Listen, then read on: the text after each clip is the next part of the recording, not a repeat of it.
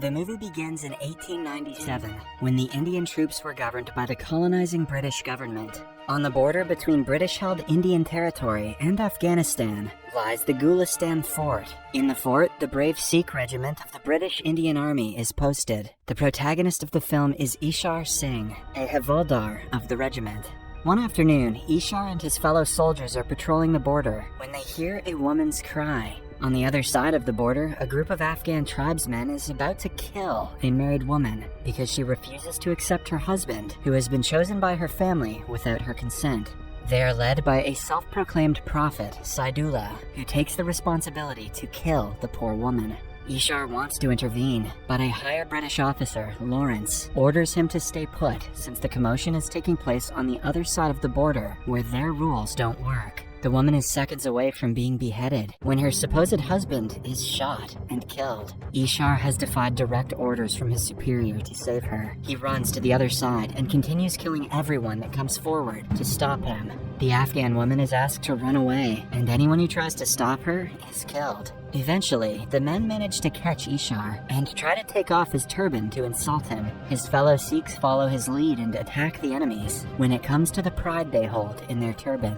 In the end, the Afghans are defeated, and Saidullah is chased away. But Lieutenant Lawrence is enraged by the audacity of the Indian troops. He is extremely racist to anyone who isn't British, and thinks all Indians are cowards. He writes a strong report informing his commanding officer of Ishar's disobedience. In the following scene, Ishar and his comrade Gulabo are chatting outside the fort when all of a sudden, someone shoots Gulabo on his shoulder. The enraged Afghan troops have attacked the fort because of what Ishar did yesterday. The Indian troop gets in the position, ready to fight. As a shootout ensues, Ishar climbs down the fort and into the enemy's territory. He then uses an explosive to attack them when they least expect it. Because of his smart strategy, the enemy has to retreat. The commanding officer praises him for his bravery, but cannot let him off the hook for disobeying an order. Hence, he is transferred to a neighboring fort, Saragari.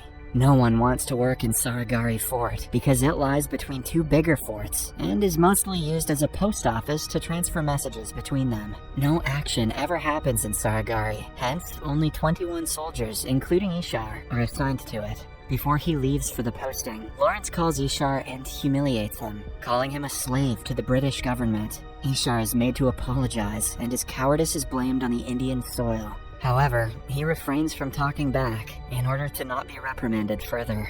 The next day, Ishar sets off for the new fort. On the way, the Afghan woman he saved approaches him. They do not understand each other's language, but Ishar figures out that she is thanking him for saving her life. He accepts a sweet dessert from her before continuing the journey. Upon reaching the fort, he is welcomed by Corporal Lal and his assistant, Gurmukh Singh. Ishar is shocked at how young Gurmukh is, as he is only 19 years old and knows more English than anyone else in the fort. Since Ishar arrived quicker than everyone else expected, he finds the rest of the troops watching two roosters fight. No one is in their uniforms or is following the rules a soldier must abide by. On seeing Ishar, they stand in a line, but fail to impress him.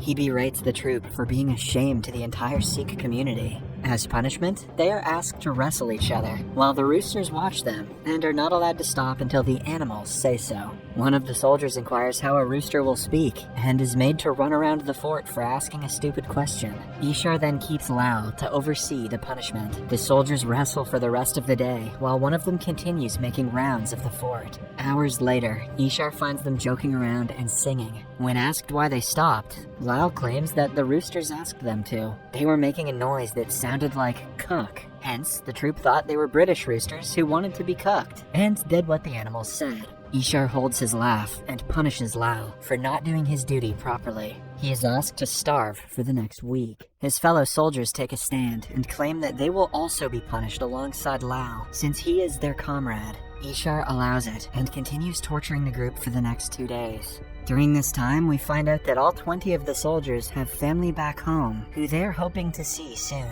One man's father has worn the same shoes his whole life, so he is getting a pair of shoes ready to give to him as a gift. Another man is a father himself, whose wife just sent him a letter with the handprints of his month-old daughter. Similarly, there are people who have been oppressed because of their social class, and the ones who miss their mothers dearly. After 2 whole days of not eating anything, the soldiers start to complain. Ishar feels bad for them and allows them to end the punishment early. However, a soldier named Chanda retaliates, saying that they do not need pity from Ishar. He doesn't like Ishar and thinks he is a servant to the British. The cook named Dad reveals that Ishar also hasn't eaten for the past 2 days and asks the soldiers to decide what they want to do accordingly. When they ask Ishar why he punished himself for their mistake, he replies that he wouldn't dare to eat when his comrades are starving. He manages to win their hearts with the comment, and they feast together. In the meantime, Saidullah, the Afghani man who wanted to kill the woman earlier, arranges a meeting with the leaders of 3 Afghan tribes. Till now, they have been fighting against the British government on their own, but if they continue the battle as a team, they will have a higher chance to win. The tribe leaders agree and start devising an attack. They plan to take over all 3 forts on the same day, starting with the one with Ishar, since it is the easiest to conquer. Saidullah predicts that they will take less than 2 hours to kill the 21 soldiers, because their army consists of around 10,000 people. After defeating Ishar's troops, they will make their way toward the other 2 forts and conquer them as well. Somewhere else, Ishar is told that their informant from a nearby Afghan village has been missing for the past 2 weeks. Assuming that something is wrong, Ishar and Lal go to the said village to investigate. They find the village filled with women, children, and elders, but no young men. Moreover, the responsibility to build a mosque is also upon the elderly and women of the village. On returning to the fort that day, Ishar reveals that he wants to help the village build the mosque. Most soldiers are against it since their religion doesn't align with Islam. Still, Ishar goes on his own and starts helping the villagers. At midday, a kid is almost killed under a falling ceiling. Ishar saves him and is in turn saved by his comrades who have come to help. By the end of a few days, they complete the mosque, and an old woman feeds them 1 almond each. One of the soldiers keeps the almond as something valuable because it reminds him of his mother, and because, let's face it, that's not going to do shit for his hunger. In the following scene, the soldiers are in their posts when they get a message from the neighboring fort asking them to stay alert because the Afghan troop is planning to land an attack on them. Ishar looks at the faraway mountain through his monocular but sees no one. Just when they think it is a false alarm, the sound of war drums echoes in their ears. 1 man, followed by 100, then thousands, come into view. The crowd makes way for Saidullah, who has caught the woman Ishar once saved. To declare the initiation of war, Saidullah beheads her, and the crowd erupts into cheers. Then, Ishar receives a letter from his superiors through the lamppost. He gathers the soldiers and tells them that they have been ordered to retreat and run for their lives. A loud laugh interrupts Ishar, as the soldier famously known for never smiling bursts out in front of everyone. He and the rest of the soldiers think it is funny that the British believe the Sikhs will run away like cowards. Ishar understands their sentiment, but asks them to give it another thought, because their death is confirmed if they choose to fight. Chanda, who never liked Ishar, thinks he is trying to shake their spirit and is afraid to get into the battlefield. As a reply, Ishar goes into a room and comes out wearing a saffron turban, symbolizing courage.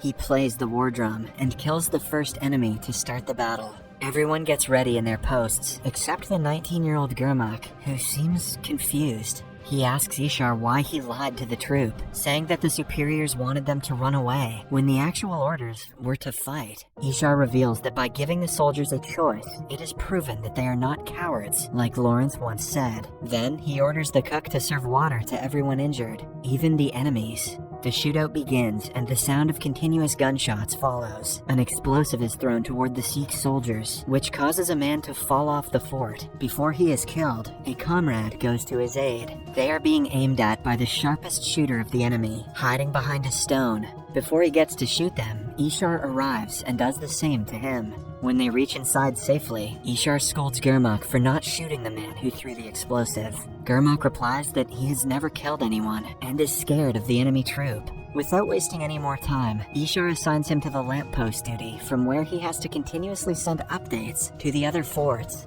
When Ishar gets back to his spot, the enemy troops start to retreat. Saidullah and the tribe leaders come forward with a white flag, asking to talk to him. The leaders of both parties meet, and Ishar instantly recognizes Saidullah. He inquires if Saidullah is willing to put his life at risk, or is he just good at killing helpless women? While the tribe leaders are calm, Saidullah burns in rage, promising to step on Ishar's turban later that day.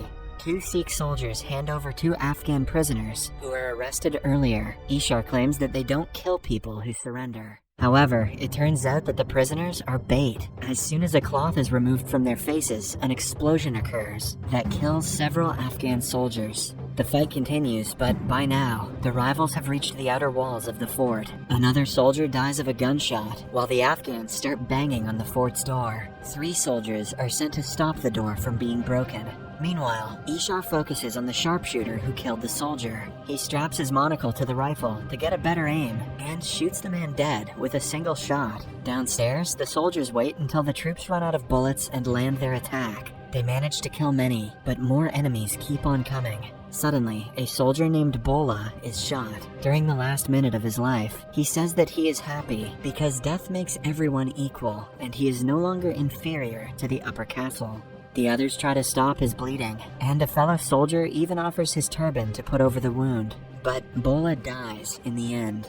Soon, they run out of bullets, and think of another tactic to stop the rivals. They open the door, making it seem like they have given up, before attacking the troop outside. Even though they are a few fighting against 100, they display a great show of bravery and kill as many people as they can. With his last breath, Lal asks the only surviving soldier to run inside and close the door. He does as told, but is heavily injured. Before dying, he sits beside Bola's dead body and recites the joke that he used to hate. Outside, Lal dies while looking at the picture of his daughter's handprint.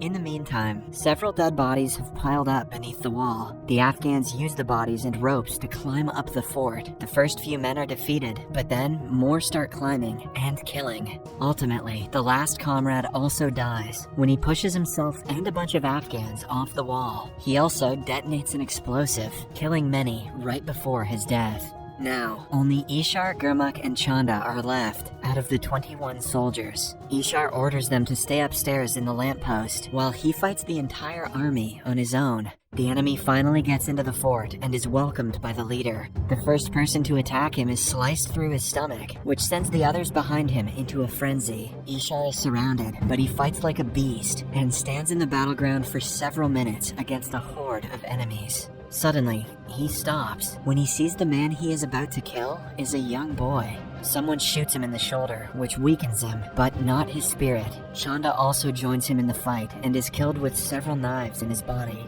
When Ishar has no weapons, he fights with stones, but is ultimately subsided. The boy who he didn't kill earlier is the one who stabs him last. Saidullah arrives inside the fort and kills the poor cook, even though he is feeding water to the Afghan troops. Then he tries to take off Ishar's turban.